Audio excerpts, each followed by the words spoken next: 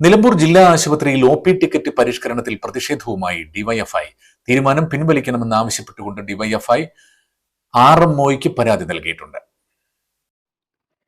Q നിന്ന് OP. Ticket എടുത്ത് ഡോക്ടറെ കാണാൻ വീണ്ടും വരി നിൽക്കുന്ന രോഗികൾക്ക് ഏറെ ബുദ്ധിമുട്ടുണ്ടാക്കുന്ന പരിഷ്കാരമാണ് ഇപ്പോൾ നടപ്പിലാക്കുന്നത്. മറ്റൊരു വിഭാഗം വിദഗ്ധനെ കാണാൻ റഫർ ചെയ്യുമ്പോൾ വീണ്ടും ക്യൂ നിന്ന് പുതിയ ഒ.പി. ടിക്കറ്റ് എടുക്കേണ്ടി വരുന്നത് സാധാരണക്കാരെ ജില്ലാ ആശുപത്രിയിൽ നിന്നും അകറ്റും.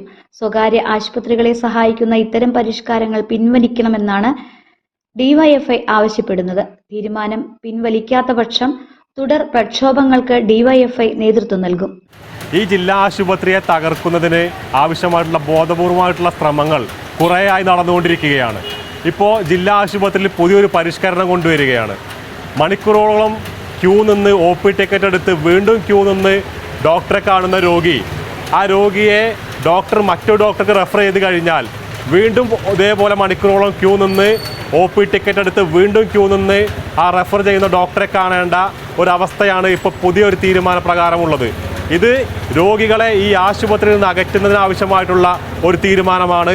മാത്രവുമല്ല, ഇത്തരത്തിൽ വരുന്ന പാവപ്പെട്ടവരും സാധാരണക്കാരുമായിട്ടുള്ള രോഗികളെ ബുദ്ധിമുട്ടിലാക്കുന്ന ഒരു തീരുമാനമാണ്. ഇത് തികച്ചും പ്രതിഷേധാർഹമാണ്.